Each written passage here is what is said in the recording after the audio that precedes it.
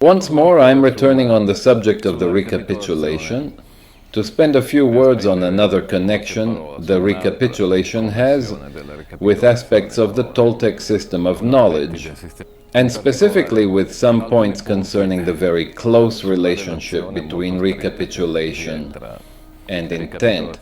I repeat that the recapitulation is the core of nagualism. With respect to intent, there is such a tight relationship that we could say that the recapitulation is an act of personal relationship with the active side of infinity. Meanwhile, there is the matter of being able to include, latch on to, seize the intent of the recapitulation.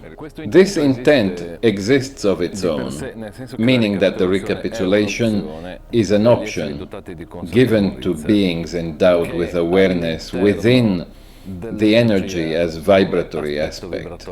We can say that it is the connection between the vibratory aspect and the active side of infinity, because as we'll see, the recapitulation is a lot more than the simple act of bringing order to the memories of one's existence.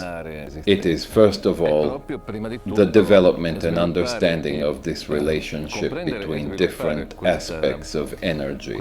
Since ancient times, warriors have latched onto the intent of the recapitulation and made it more effective, more active, as the recapitulation was being carried out. Generations after generations of warriors. To obtain the intent of the recapitulation, we must have a very clear understanding of what the lineages of warriors that came before us wanted to obtain from the recapitulation. In other words, what was the human intent, or better, the intent of the warriors with respect to the active side of infinity, and the way in which the latter, that is the aspect of energy that we call intent, connects to the vibratory aspect, which is the aspect of energy that is characteristic of the beings endowed with awareness.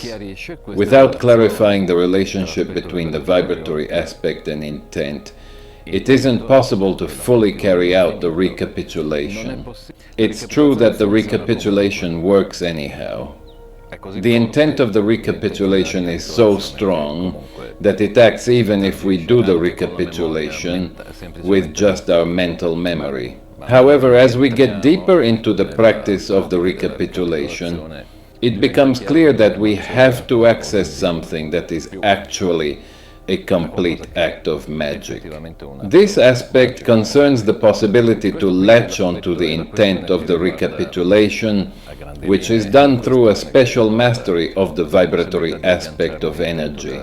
However, there are also the attitudes that tie the recapitulation to the art of stalking in synergy with the active side of infinity, and thus, for instance, the possibility of following lines of intent, that is, of having an increasingly clear understanding of the maps, of the structure of our human form, first of all, and then of the possibility of disassembling it piece by piece.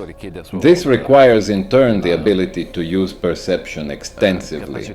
When we recapitulate, we start with a person or key event that we single out. There are many ways of doing it. We find a junction, and from there we start seeing through the application of the act of recapitulation. Then, by applying the sweeping breath, we begin seeing this structure forming, in which are the lines of intent that we brought into effect during the course of our existence, that connect events which are apparently disconnected, but instead are tied to each other by the repetition of an intent that has become for us a command, and from which we have not disentangled ourselves up to that moment. Beside this one, there are other matters that concern the relationship between recapitulation and intent, such as the possibility of retracing indications or events, or details of events in which intent had intervened on us, but which we didn't see at the moment. When we succeed, through the recapitulation, in finding again in the unfurling of our memories these non-ordinary details, we can also gain new access to the possibilities that were left there, latent. That's how the recapitulation, in time and a little bit at a time, literally guides us to establish our personal relationship with the active side of infinity. And it also does it through the intervention of the earth as a conscious being.